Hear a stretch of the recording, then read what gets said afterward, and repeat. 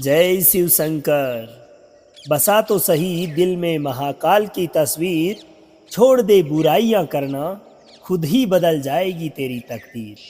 नमस्कार दोस्तों, मैं आपका मित्र सावर चौधरी आप सभी भक्तजनों का एक बार फिर से शिव महापुराण कथासार के इस पावन वीडियो में हार्दिक स्वागत करता हूँ। इससे पूर्व के वीडियो में भक्तजनों हमने ब्रह्मा जी द्वारा भगवान शिव के अर्धनारीश्वर स्वरूप की स्तुति तक का प्रसंग जान लिया है और आज के इस पावन वीडियो की शुरुआत करेंगे दोस्तों उपमन्यु पर भगवान शंकर की कृपा से। भक्तजनों, आज हमारा शिव महापुराण कथासार का ये 25वां दिवस है। जो भी नव भक्तगण इसी वीडियो के जरिए आज पहली बार हमारे चैनल पर आए हैं, उनसे अनुरोध है कि चैनल को सब्सक्राइब कर नोटिफिकेशन को जरूर ऑन करें ताकि इस सीरीज के आगे आने वाले वीडियोज तथा इनके उपरांत अन्य ज्ञानवर्धक, स्पिरिचुअल और मोटिवेशनल वीडियोज का नोटिफिकेशन आपको मिलता रहे। तो चलिए दोस्तों, शुरू करते हैं आज के इस कथासार को उपमन्यु पर भगवान शंकर की कृपा से। कौन थे उपमन्यु और किस प्रकार से महादेव ने उन पर कृपा की। धौम्य के बड़े भाई उपमन्यु के द्वारा बाल्यावस्था में दूध की प्राप्ति के लिए माता की आज्ञा से तपस्या करने पर भगवान सदाशिव ने किस प्रकार उपमन्यु पर कृपा की और उन्हें किस प्रकार से वरदान दिया, इस प्रकार के वृतांत की जिज्ञासा रखने वाले ऋषियों पर वासुदेव ने विस्तार पूर्वक इसका वर्णन करते हुए बताया कि भगवान विष्णु के अनुरोध करने पर भगवान शंकर पहले इंद्र का रूप धारण करके उपमन्यु के पास गए, परंतु उपमन्यु द्वारा इंद्र से कुछ भी प्राप्त करना स्वीकार नहीं करने पर सदाशिव भगवान शंकर उपमन्यु पर कृपा करते हुए अपने स्वरूप में प्रकट हो गए तथा उपमन्यु को अभिष्ट फल प्रदान कर महेश्वर वहीं अंतर्धान हो जाते हैं। दोस्तों, उपमन्यु भी भगवान शंकर से उत्तम वरदान प्राप्त करने के पश्चात सुखपूर्वक अपनी जन्मदात्री माता के स्थान पर चले जाते हैं। अब आगे आता है वायवीय संहिता उत्तरखंड, जिसमें उपमन्यु द्वारा भगवान श्री कृष्ण को पाशुपत ज्ञान का उपदेश दिया जाता है। वासुदेव के पधारने पर ऋषियों ने उनसे कहा कि हे भगवान श्री कृष्ण किसी समय धौम्य के बड़े भाई उपमन्यु से मिले थे और उनकी प्रेरणा से पाशुपत व्रत का अनुष्ठान करके उन्होंने परम ज्ञान को प्राप्त कर लिया था। आप ये बताएं कि भगवान श्री कृष्ण ने परम उत्तम पाशुपत ज्ञान किस प्रकार से हासिल किया।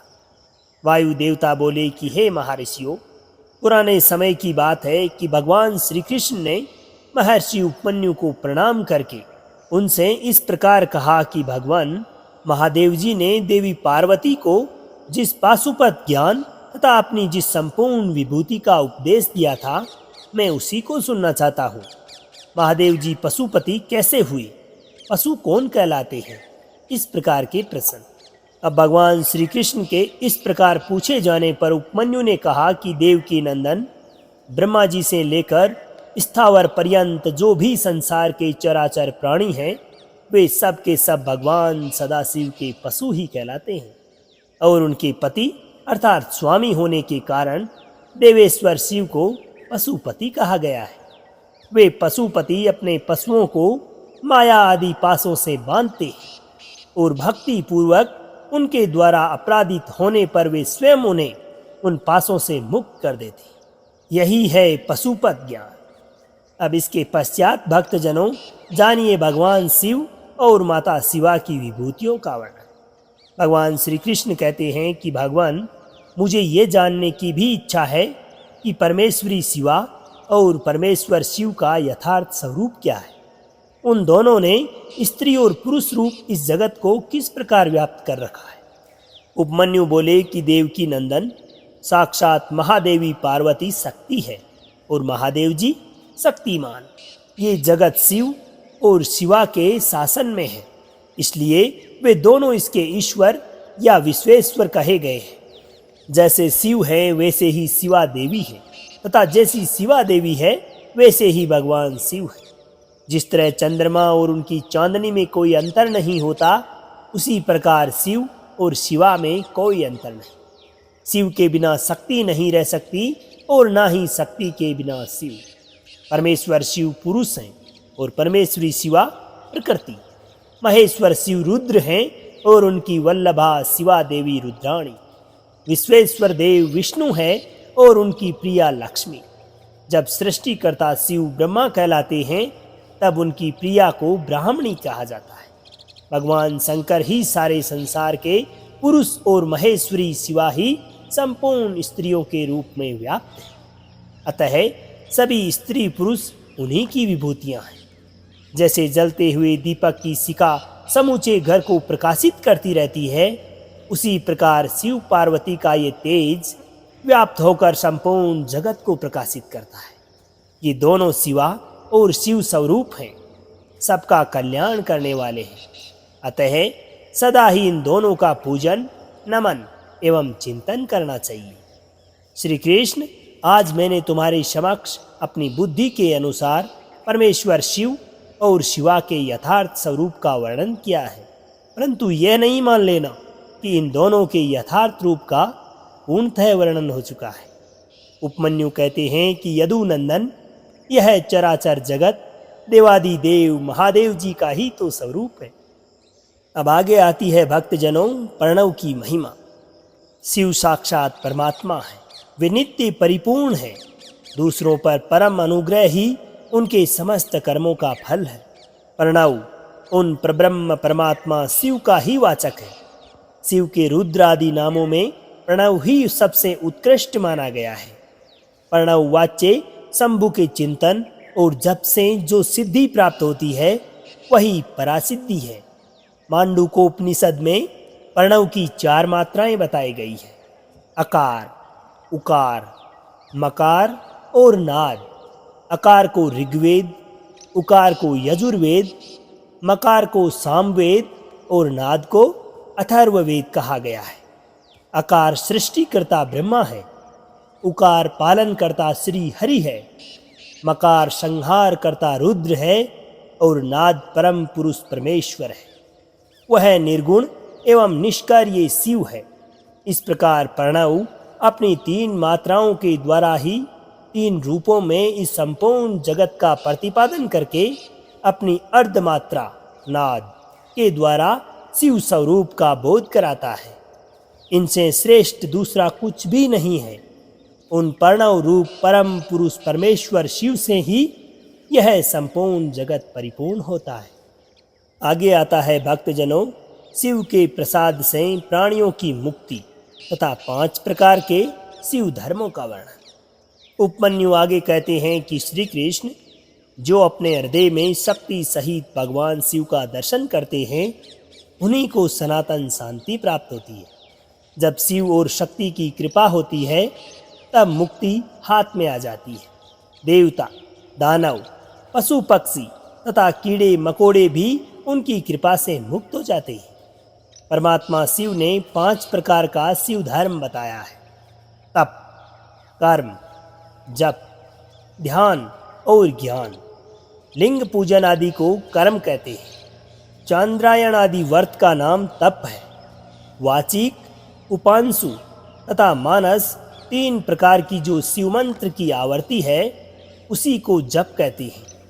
शिव का चिंतन ही ध्यान कहलाता है तथा शिव संबंधी आगमों में जिस ज्ञान का वर्णन है उसी को यहाँ ज्ञान शब्द से बताया गया है।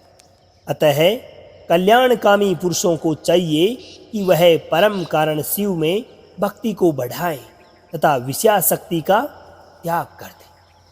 इसके पश्चात आता है दोस्तों भगवान शिव के प्रति श्रद्धा भक्ति की आवश्यकता का प्रतिपादन कि भगवान शिव के प्रति श्रद्धा भक्ति की आवश्यकता क्यों पड़ी। तदंतर भगवान श्री कृष्ण के प्रश्न पूछने पर उपमन्यु बोलते हैं कि हे श्री कृष्ण, एक समय देवी पार्वती ने भगवान शिव से पूछा कि महादेव, जो आत्म तत्व आदि के साधन में नहीं लगे हैं तथा जिनका अंतःकरण पवित्र एवं वशीभूत नहीं है, ऐसे मंदमती मर्त्य लोकवासी जीवात्माओं के वश में आप किस उपाय से हो सकते हैं। महादेव जी बोले कि देवी, यदि साधक के मन में श्रद्धा भक्ति ना हो तो पूजन, तपस्या, जप, आसन आदि ज्ञान तथा अन्य साधनों में भी उसके वशीभूत नहीं होता हो। यदि मनुष्य की मुझ में श्रद्धा हो तो जिस किसी भी हेतु से मैं उसके वश में हो जाता हूँ। श्रद्धा ही सर्वधर्म का हेतु है और वही इस लोक में वर्णाश्रमी पुरुषों की रक्षा करने वाला है। वर्णाश्रमी पुरुषों के संपूर्ण धर्म वेदों से सिद्ध होते हैं, अतः मेरे मुख से प्रतिपादित वर्ण धर्म का पालन अवश्य करना चाहिए। सब प्राणियों पर दया करनी चाहिए तथा अहिंसा धर्म का पालन करना चाहिए। सत्य बोलना, चोरी से दूर रहना, ईश्वर तथा परलोक पर विश्वास रखना, मुझ में श्रद्धा रखना, इंद्रियों पर संयम रखना, शास्त्रों को पढ़ते रहना और सदैव मेरा चिंतन करना, ईश्वर के प्रति अनुराग रखना, सदा ज्ञानशील होना सभी के लिए नितांत आवश्यक है। फल की कामना से प्रेरित होकर कर्म करने से ही मनुष्य बंधन में पड़ता है, अतः कर्म के फल की कामना को त्याग कर सदैव अपने कर्म में लगे रहना चाहिए। इसके उपरांत आता है भक्तजनों वर्ण धर्म तथा नारी धर्म आदि का वर्णन। महादेव जी कहते हैं कि मैं अब वर्ण धर्म का वर्णन करता हूँ। तीनों काल स्नान, विधिवत शिवलिंग पूजन, दान, ईश्वर प्रेम, सदा और सर्वत्र दया, सत्य भाषण, संतोष, आसक्तिकता, अहिंसा, लज्जा, श्रद्धा, स्वाध्याय, योग, ब्रह्म धर्म का पालन, उपदेश श्रवण, तपस्या, क्षमा, शौच, निषिद्ध वस्तु का सेवन न करना, भस्म धारण करना, रुद्राक्ष की माला ग्रहण करना और मद्य तथा मद्य की गंधक तक का त्याग, ये सभी वर्णों के सामान्य नियम हैं। इसके बाद ब्राह्मण, क्षत्रिय, वैश्य, शूद्र के विशेष धर्मों का वर्णन करके अनंतर महादेव जी नारी धर्म का वर्णन करते हुए कहते हैं कि स्त्रियों के लिए पति की सेवा ही सनातन धर्म है। यदि पति की आज्ञा हो तो नारी मेरा पूजन भी कर सकती है। जो स्त्री पति की सेवा छोड़कर व्रत में तत्पर होती है वह नरक में ही जाती है। इसके अनंतर भगवान शिव विधवा स्त्रियों के सनातन धर्म का वर्णन करते हुए बताते हैं कि व्रत, दान, तप, शौच, भूमि संयन, केवल रात्रि में ही भोजन, सदा ब्रह्मचर्य का पालन, भस्म अथवा जल से स्नान, शांति, मौन, क्षमा, विधि पूर्वक सभी जीवों को अन्न का वितरण, एकादशी आदि पर्वों पर विधिवत उपवास एवं मेरा पूजन, ये विधवा स्त्रियों के धर्म है। महादेव जी आगे बताते हैं कि जिनका चित्त भगवान शिव में लगा है और जिनकी बुद्धि सुस्थिर है, ऐसे लोगों को यह लोक में और परलोक में सर्वतर परमानंद की प्राप्ति होती है। ओम नमः शिवाय। इस मंत्र से सब सिद्धियां सुलभ होती, अतः परावर विभूति अर्थात उत्तम मध्यम ऐश्वर्य की प्राप्ति के लिए इस मंत्र का ज्ञान प्राप्त अवश्य करना चाहिए। आज के इस वीडियो में हम यहीं तक चर्चा करेंगे भक्तजनों। अगले वीडियो में हम शुरुआत करेंगे पंचाक्षर मंत्र के महात्म्य के वर्णन से। अगर वीडियो आपको पसंद आई हो तो वीडियो को अपने सगे संबंधियों, दोस्तों तथा माताओं बहनों के साथ में भी जरूर शेयर करें ताकि उन्हें भी शिव महापुराण कथा सार से मिलने वाले ज्ञान का अनुभव हो सके। तो अब आज्ञा दीजिए आपके मित्र सांवर चौधरी को। मिलते हैं अगले वीडियो में पंचाक्षर मंत्र के महात्म्य के वर्णन के साथ। जब तक के लिए खुश रहिए, मुस्कुराते रहिए, जीवन में आगे बढ़ते रहिए और प्रेम से बोलिए श्री राधे राधे।